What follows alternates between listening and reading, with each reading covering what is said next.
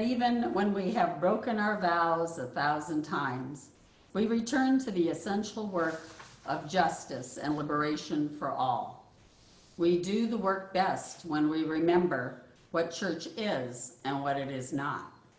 Church is not a place to hide. It is not the place to get away from the world. It is not a place where we get to pretend that the lives we live and our particular situations are not terribly complex, often confusing, and sometimes depressing. Church is the place where we stand with one another, look to the world in the eye, attempt to see clearly, and gather strength to face what we see with courage and, yes, with joy. Mary, will you light the chalice for us, please?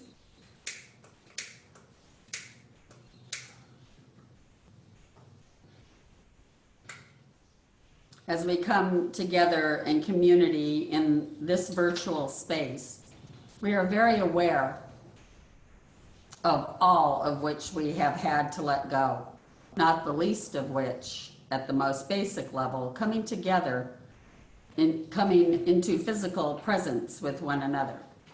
As we light our own candles, if we choose, to represent the chalice of our community, we are mindful of this sacred time of coming together on our shared journey of discovery of that which is indestructible within us. Before we sing the first hymn, let me remind you to leave yourselves muted.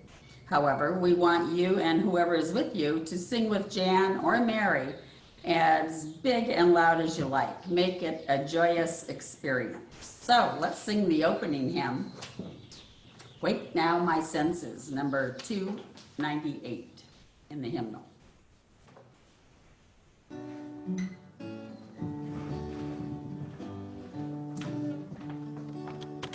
Wake now my senses and hear the earth call. Feel the deep power of living in all. Keep with the web of creation your vow. Giving, receiving, as love shows us how. Wake now my reason, reach out to the new. Join with each pilgrim who quests for the true. Honor the beauty and wisdom of time. Suffer thy limit and praise the sublime. Wake now my compassion, give heed to the cry. Voices of suffering fill the wide sky. Take as your neighbor both stranger and friend. Praying and striving, their hardship to end.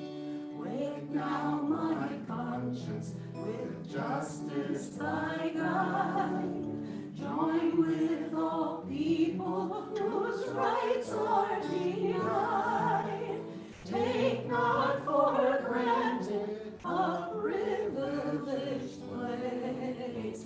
God's love embraces the whole human race. Wake now my vision of ministry clear. Brighten my pathway with radiance here. Mingle my calling with all who will share. Work toward a planet transformed by our care.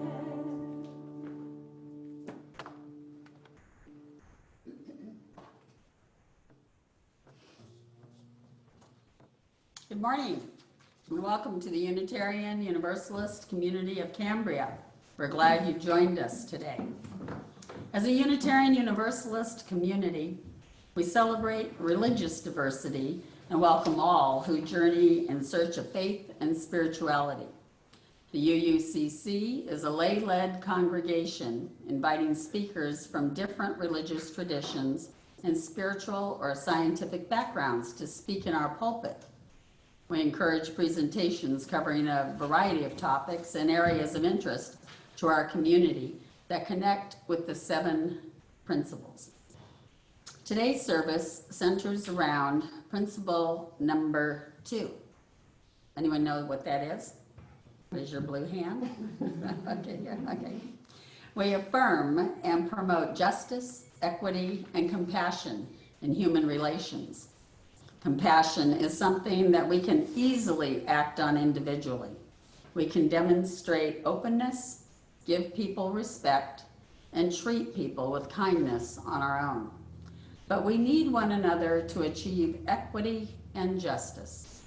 It points us to the larger community. It promotes collective responsibility. It reminds us that treating people as human beings is not simply something we do one-on-one, but something that has systemic implications and can inform our entire cultural way of being. My name is Dolores Miera, and I am your worship associate this morning. I would like to extend a special welcome to today's guests and visitors. We're glad you joined us this morning under these challenging circumstances. If you're not on our mailing list, please visit our website at www.uuccambria.org so that we can keep you informed about all of our activities. And as a reminder, if you wish to see this or any of our past Zoom services again, because they're good and you'll want to see them again, recordings of these services can be found on the UUCC website and Facebook as well. The membership committee invites non-members to consider becoming a member of our community. Please contact Janet Cooper, who's on the road right now, or a board member if you are interested. Thank you. Finally, you're all welcome to stay after the service this morning for a question and comment session with Judy, Butler. So again, good morning and welcome to everyone. Let us now recite the affirmation. Love is the spirit of this church, and service is its prayer. This is our great covenant, to dwell together in peace, to seek the truth in freedom, and to help one another. We set aside this time for any short announcements that would be of interest to our UU community and members and friends. Please keep your items short and to the point. For any items that need more explanation, please call or email the person after the service to be respectful of everyone's time. If you have an announcement, please raise your hand by clicking on the raise hand button near the lower right of your participant's window. When Susan calls your name, click the unmute me button near the lower left of the participant's window, then speak. Randy, you're already unmuted and you have an announcement. Please go ahead. Okay, and I'm speaking from the other side of the camera, so pardon that. As you all are hopefully aware, that on August 2nd, we will have a congregational meeting after the service to vote on the proposed amendments of the bylaws. And the board has voted to put the bylaws in front of you for your vote. And you've been receiving information about the vote, about the bylaws proposal as well. But if you have any concerns or questions, etc., we set up a meeting for tomorrow night at 6 o'clock, a Zoom meeting. You all received an invitation from Lori for that meeting. You're all welcome to attend. I'll be hosting to answer questions, etc. And the meeting will be recorded, so it'll be posted. And if you can't attend tomorrow night, you'll have a chance to actually watch the meeting later on. So again, tomorrow night at 6 p.m., a Zoom meeting to answer questions about the proposed bylaws. Thank you. Thank you, Randy. Andy? Thanks, Susan. Good morning, everybody.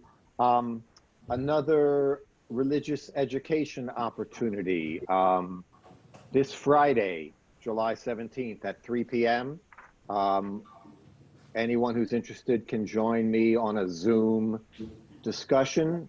This time will be based on a presentation that the Reverend Galen Gingrich gave. He's from the All Souls UU Church in Manhattan, New York. He presented a workshop at General Assembly that was recorded. I found it to be incredibly meaningful. And so what I think I'd like to do is we'll listen to a portion of it and discuss it. It's a deep dive into some aspects of Unitarian Universalism that I think will really interest everybody. So that's this coming Friday, the first session. There'll probably be a series of three starting at 3 p.m. Friday, July 17th. Thanks. Thank you, Andy. Jan, if you would unmute yourself and speak. Okay, thank you. I think I mentioned a couple weeks ago that I was part of a program to adopt a state for voting and to write out postcards. It's from a group called Indivisible Chicago Alliance. And I've written out 20 so far, and we've had a couple volunteers. But if you are at all interested, please get in touch with me, and I will provide you with a set of postcards to write out. And it's a predetermined script. You don't have to make anything up. It's already made up for you. So we're encouraging people to vote in the November 3rd election. Thank you. Thank you, Jan. Chris, if you would unmute yourself, you may go ahead and speak. Last Monday evening, we had a great event by Zoom on Black Voices Matter. Chris, could you, I'm sorry, could you speak up or into the microphone? We can't really hear you. Okay, I have my mic turned up all the way. Is that better? Yes, thank you. Okay. All right, so last Monday evening, we had a great event called Black Voices Matter that Kat Lekich and Marianne Anderson put together. If anybody is interested in just reading a quick summary of that event, it's you could read about it in the Cambriaca, this week's edition, www.cambriaca.org. Thanks. Thank you, Chris. And then I have an announcement. There are fees associated with making donations and payments, excuse me, on the Tithely, on the online account. And so we wanted to, the finance committee, our team wanted to let you know that if you opt not to pay the fee, that it is deducted from your pledge or donation. So if you are donating $20 and you don't check the box to pay the fee, then you're actually only donating $18 and change or whatever it is. And that will be the amount of your, on your tax receipt at the end of the year. So we wanted to make sure that people were aware of that.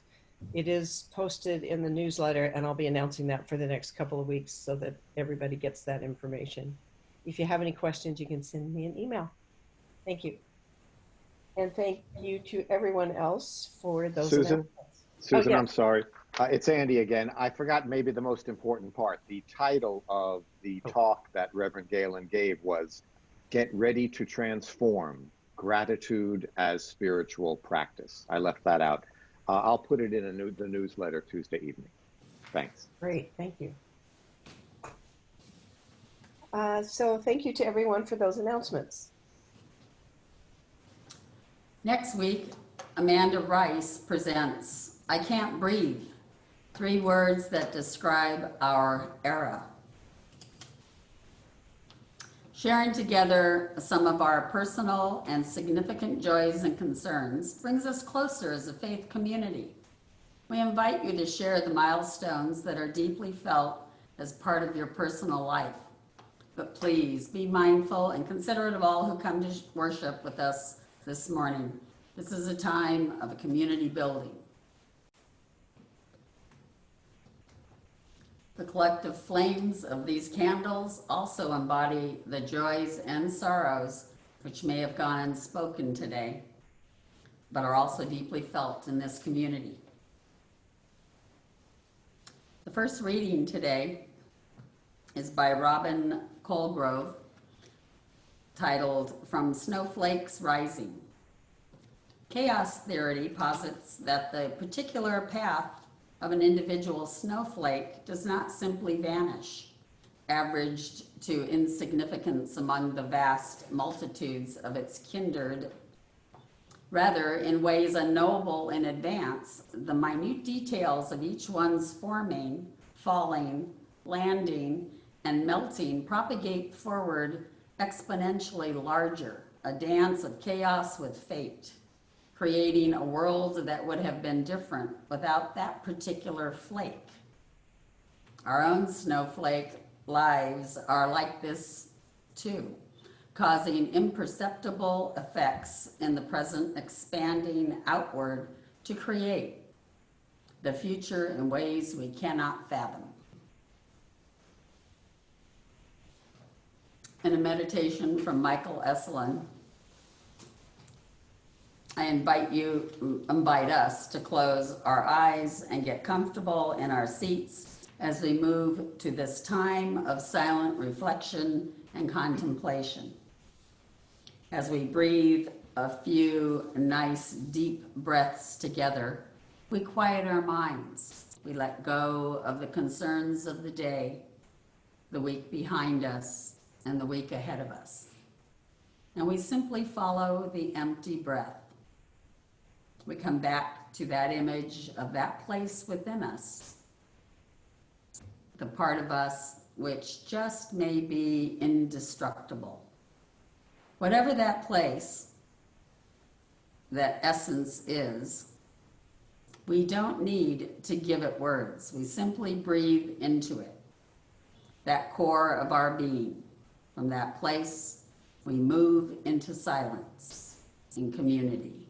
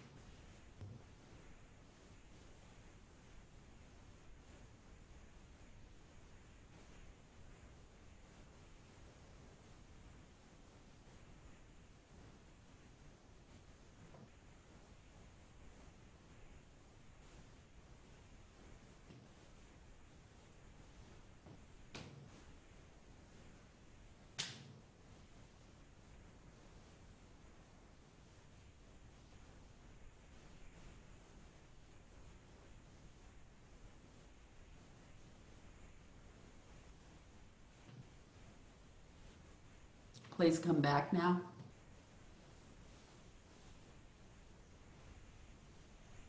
Our second reading today is by Eknath Eswarn, titled Happiness is Not a Goal. It's a byproduct. It is only immature people who believe I am separate, therefore I can manipulate you, even exploit you, to ensure my own happiness.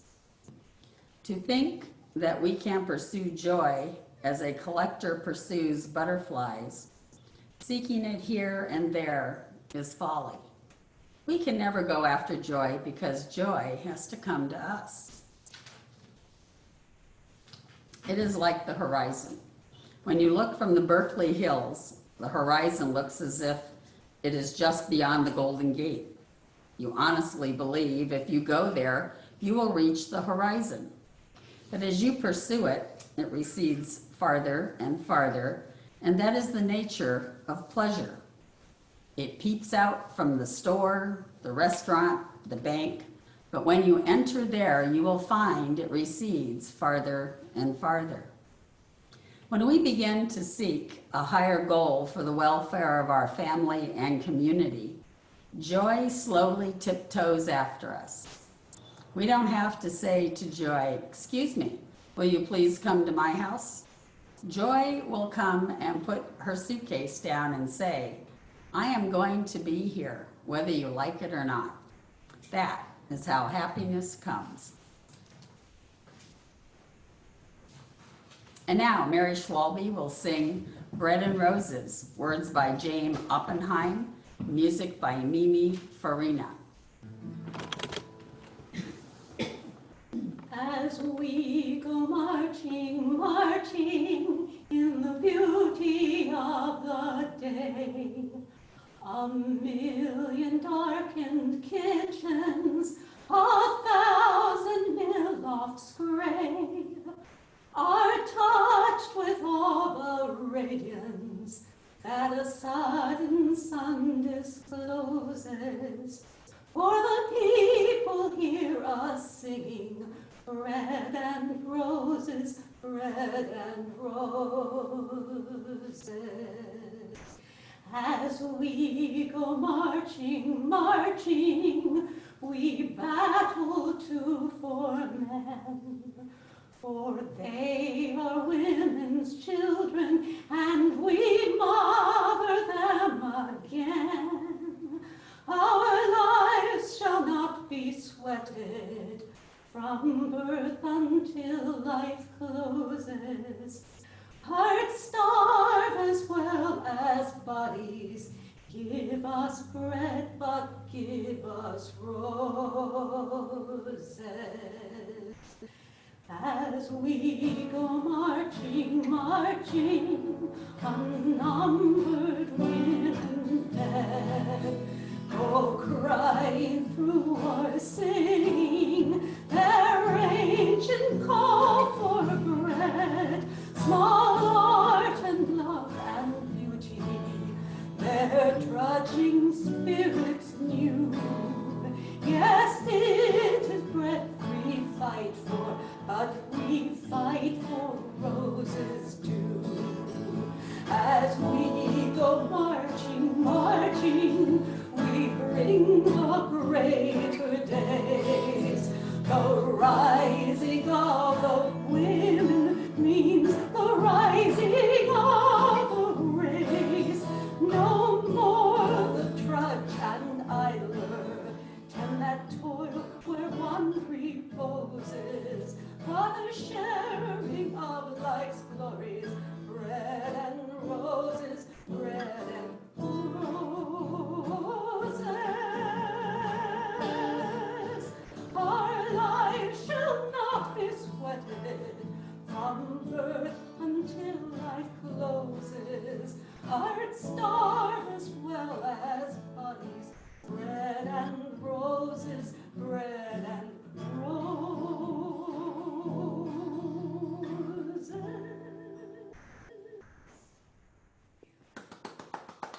Thank you, Mary, that was beautiful.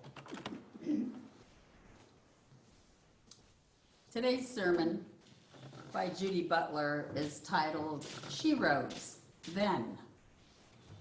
Judy Butler is a longtime UU and has been a member of UUCC for over 10 years. When her husband wanted to move here many years ago, Judy refused to move unless there was a UU church. During one of our many summer stays, she attended the first meeting in Cambria to form a UU church. She then announced to her husband, "Now we can move." And they did. Please welcome Judy Butler. Little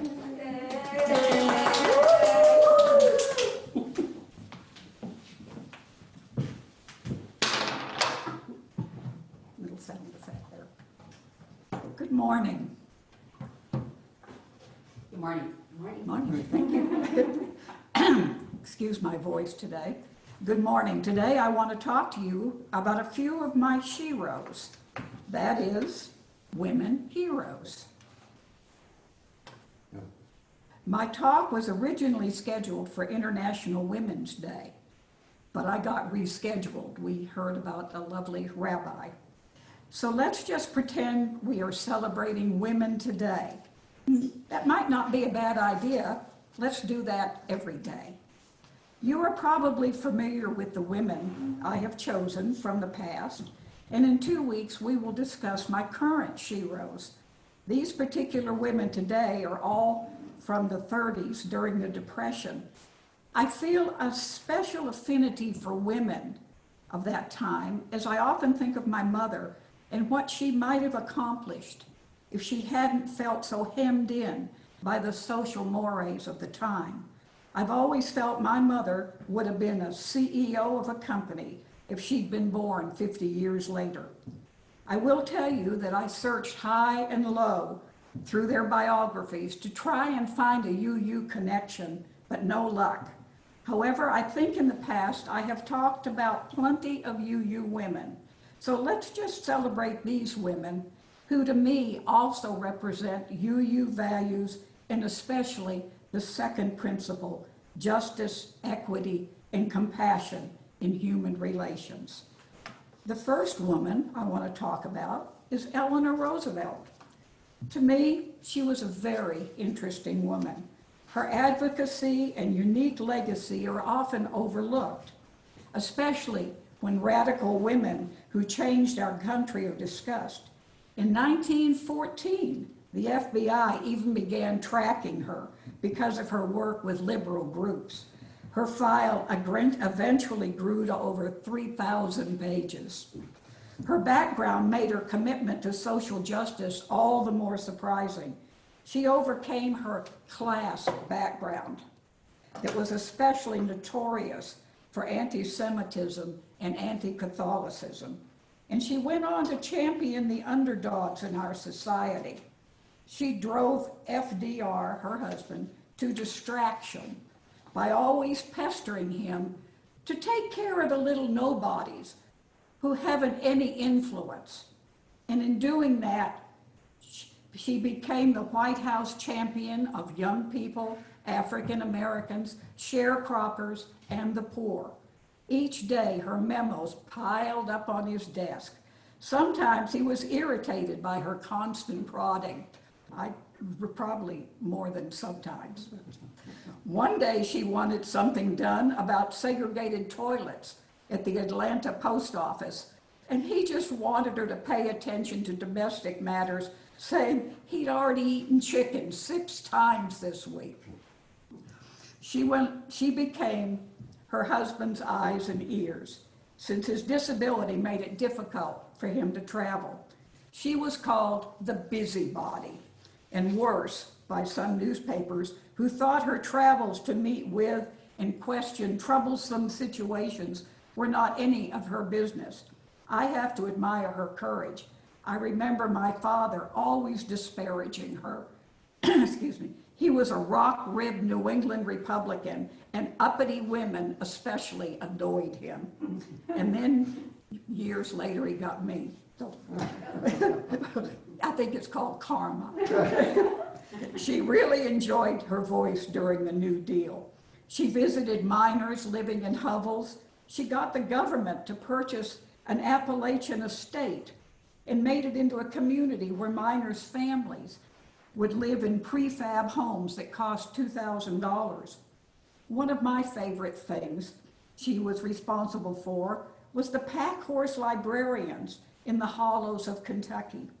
These women rode out at the crack of dawn, summer and winter, and rode for miles up into the mountains of Kentucky to bring books to isolated cabins. For some mountain dwellers, it was the only time they ever saw a book. Little children learned to read, and adults gained knowledge. Eleanor traveled 50,000 miles during FDR's first term. She journeyed to rural Black communities, Indian reservations, poor white areas, etc. And it have to be noted, it also got her out of FDR's hair. Her voice was amplified further by the war, when she was very vocal about continuing the New Deal policies to rebuild the economy while we were battling overseas. She also visited with servicemen and supported the women's roles in the war effort here at home in the U.S. She was very opposed to the internment of Japanese Americans. She was the author of the United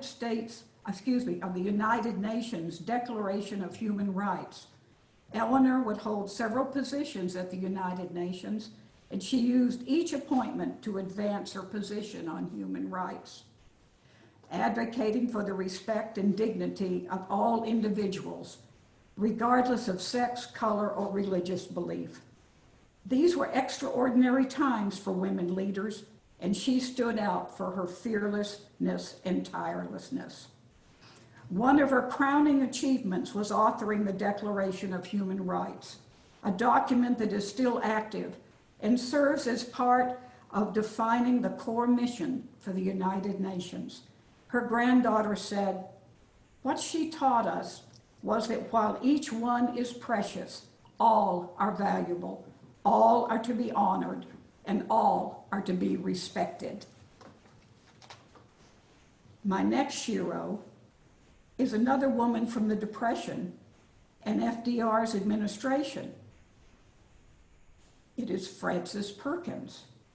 I'm especially drawn to Frances Perkins as she was the first woman to serve in a president's cabinet and was the first woman to be selected Secretary of Labor.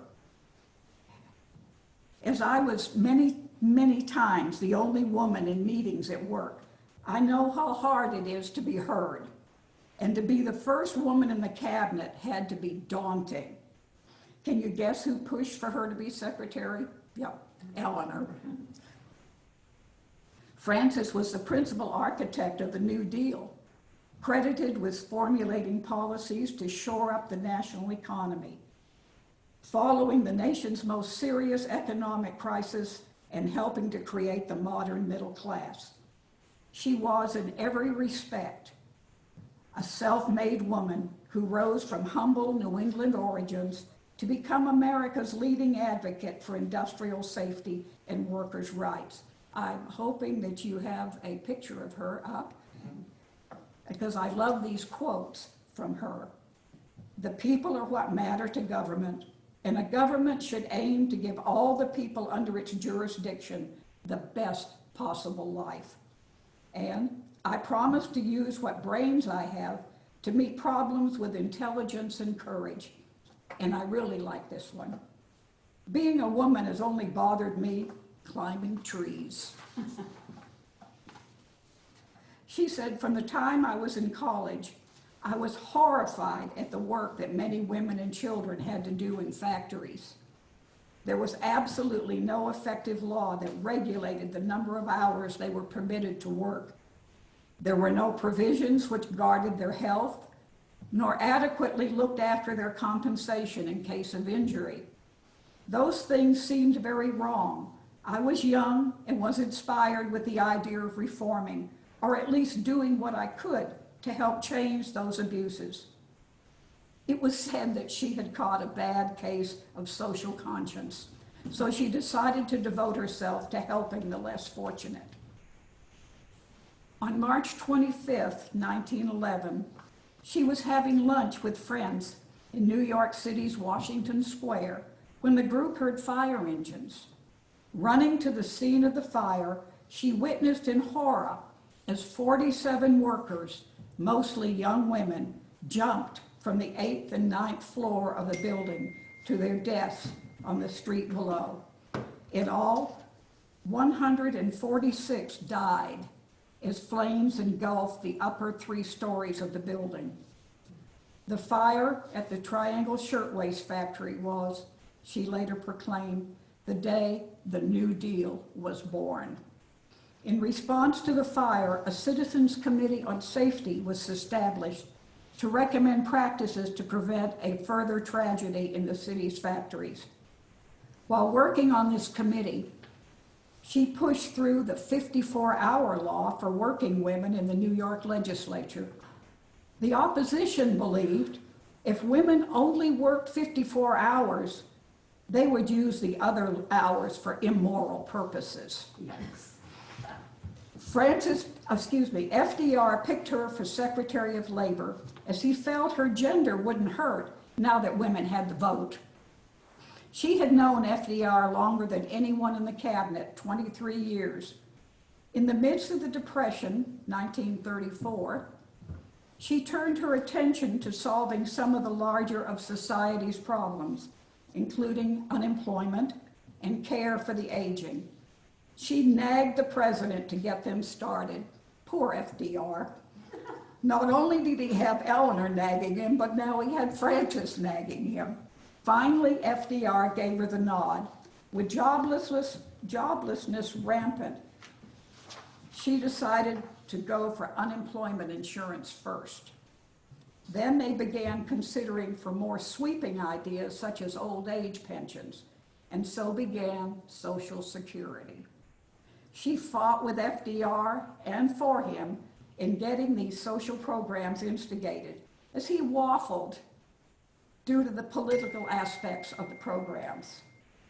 By 1936, she could report that 1 million people were receiving benefits. Nearly 750,000 were old people. 184,000 were dependent children, and 18,000 were blind. Widowed mothers were not having to place their children in orphanages in order for them to be fed. One of her biggest disappointments, and mine, was that she was never able to institute a national health care system. She had been described as FDR's conscience. However, in one lingering black mark against his administration, she didn't prevail. As Secretary of Labor, the Immigration Service fell under her department. During the 1930s, when Hitler was beginning his attacks on the Jewish population in Germany, she worked tirelessly to change the quotas established for immigrating and to get bylaws changed to admit the thousands of Jews from Europe who were attempting to flee their countries. FDR's concern was that the country was at 30% unemployment, but for once, even Francis couldn't change his mind. She spent 12 years as labor secretary, doing a tremendous amount of good for this country while coping with a husband with mental illness who ended up having to be institutionalized. It is a great irony that she is now virtually unknown. Factory and office occupancy codes, fire escapes, and other fire prevention mechanisms are her legacy. About 44 million people collect Social Security checks each month. Millions receive unemployment and workers' compensation, or the minimum wage. Others get to go home after an 8-hour workday because of the Fair Labor Standards Act. But very few know the name of the woman responsible for the benefits. She's definitely one of my sheroes. I had another person on this list of sheroes, but ended up having to take her off after I delved deeper into her past. Sometimes your sheroes turn out to have clay feet, I have found. And such as finding out how Margaret Sanger, who was the big birth control advocate at the turn of the century, had always been a hero of mine, but as I started researching, I discovered she was also very big on keeping the race pure and on eugenics. When I got to that, she lost her shero status for me, so I turned to another woman I have long admired, Dorothea Lange. Well, here we have another woman of the Depression. Dorothea Lange, I am sure you're familiar with her photographs of migrants during the Depression. Her most famous one was taken down the road in Napomo, in a tent city. It is called Migrant Mother. Dorothea Margareta Nutzhorn was born in Hoboken, New Jersey in 1895 to second-generation German immigrants. She grew up on Manhattan's Lower East Side. She dropped her middle name and assumed her mother's maiden name after her father abandoned the family when she was 12 years old, which was one of two traumatic events early in her life. The other trauma with her contracting polio at age 7, which left her with a weakened right leg and a permanent limp. It formed me, guided me, instructed me, helped me, and humiliated me, she once said of her altered gait. I've never gotten over it, and I am aware of the force and power of it. She studied photography at Columbia University in New York City, and in 1918, she decided to travel around the world, earning money as she went by selling her photographs. Her money ran out by the time she got to San Francisco, and she became a portrait photographer there.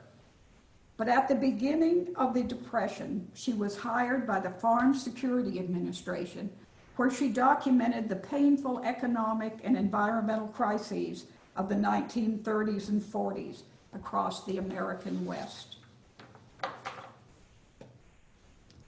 Across her body of work, there are intimate glimpses of Great Depression breadlines, Japanese American internment camps during World War II, and migrant farm workers. At the time she was hired, the government was convinced that the masses of migrants headed into California were coming from Mexico. When Dorothea started photographing them, she realized that the license plates were from Texas, Arkansas, and Oklahoma. By providing her photographs, she convinced the government that this westward migration was internal U.S. From farm fields harvested by migrant workers devastated during the Dust Bowl to internment camps crowded with Japanese Americans during World War II, Dorothea maintained an affinity for the walking wounded, the people she saw struggling through hard times. Her access to the inner lives of these struggling Americans was the result of patience and careful consideration of the people she photographed. Her method of work was often to just saunter up to the people and look around, and then when she saw something she wanted to photograph, to quietly take her camera, look at it, and if she saw that they objected, she would close it up and not take the photograph, or perhaps she would wait until they were used to her. Lang worked tirelessly from the 1910s to her death in 1965 as a profoundly sensitive portrait photographer and one of the most influential documentarians of the early and mid-20th century. The government withheld her pictures of the Japanese internment camps from the public during World War II, when they were obviously not anxious to publicize the roundups, internments, and resettlement activities. In February of this year, a retrospective of her work was held at the New York Museum of Modern Art, including some of the photographs of the internment camps during the war. And while we're on the subject of Sheroes, I've noticed a trend lately.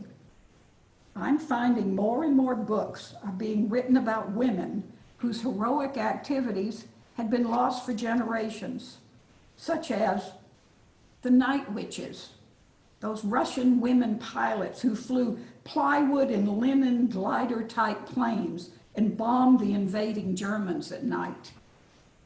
Night Witches is the name the Germans gave to these women. Stories of British women who were parachuted into France during the occupation to be spies, and most were never heard from again. And there's Dr. Lisa Meitner, that woman, the woman that discovered nuclear fission and had been erased from history. And Rosalind Franklin, who developed the X-ray diffraction analysis of DNA that Watson and Crick used. The human computers, who allowed the US space program to be a success. And my favorites, the Packhorse librarians I've already mentioned, who spread literacy and books through Appalachia during the Depression. Even though I'm a pretty voracious reader, I had never heard any of these stories when I was growing up and was searching for female role models. It is as if a spigot has finally been turned on and these women are being pulled from the dark pages of history. That is why in 2 weeks we will meet here again, and I will talk about some younger heroes who hopefully have a little easier time of being heroes, Sheroes, today. Thank you.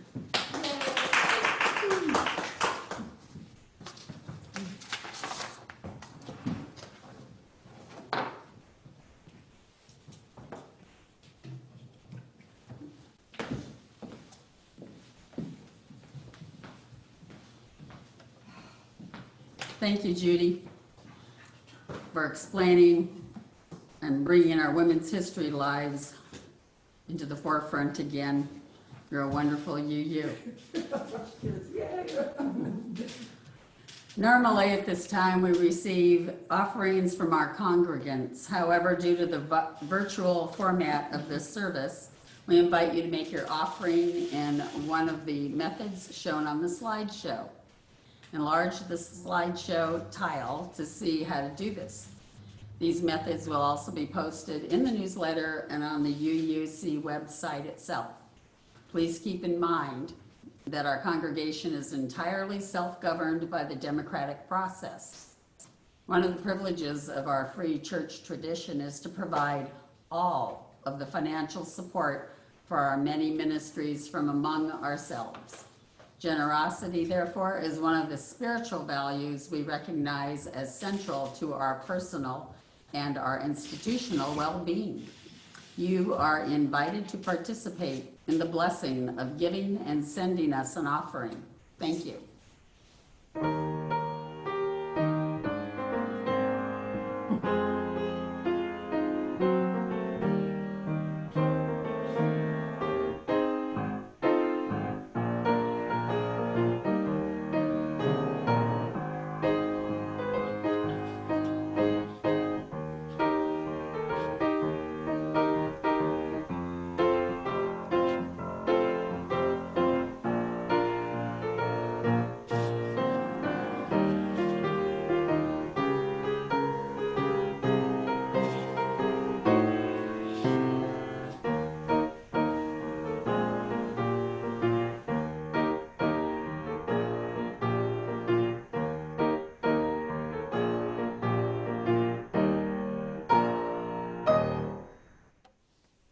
Our thanks for these gifts given and received for all the work of this community.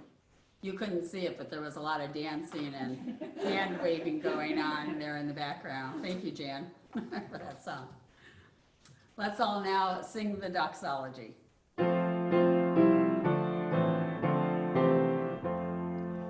From all that dwell below the skies, let faith and hope with love arise. Let beauty, truth, and good be sung through every land by every tongue.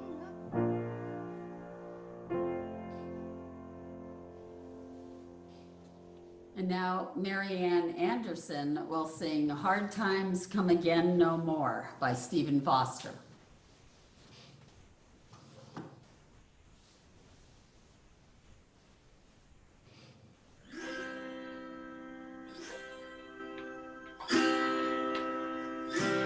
Let us pause in life's pleasures and count its many tears, while we all sup sorrow with the poor. There's a song that will linger forever in our ears. Oh, hard times come again no more. 'Tis the song, the sigh of the weary. Hard times come again no more. Many days you have lingered around my cabin door. Oh, hard times come again no more.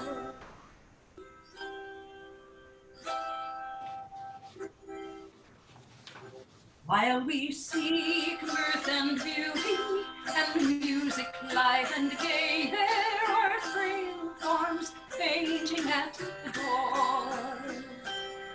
While their voices are silent, their pleading looks will say, oh, hard times come again no more. 'Tis the song, the sigh of the weary.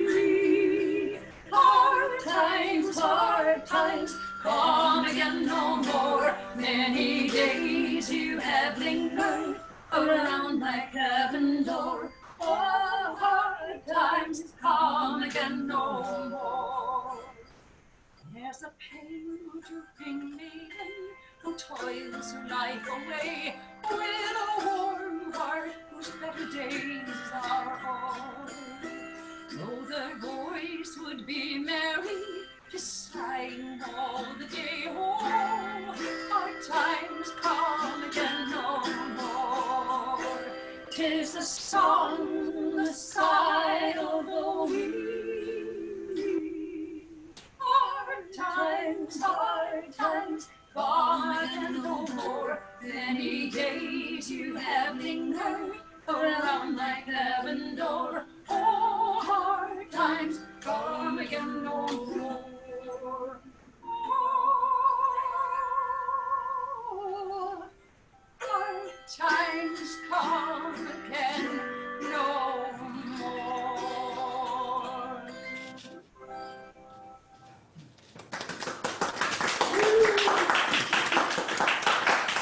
Thank you, Mary Ann. That was lovely. And now let us recite the valediction. Okay. The flame of this chalice will no longer burn today, but the light of the flame within our hearts continue to shine brightly, illuminating the love felt in our community.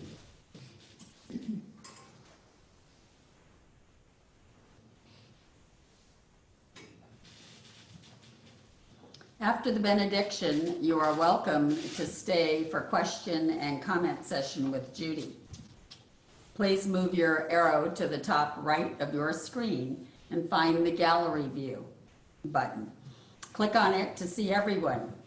Judy will now deliver the benediction.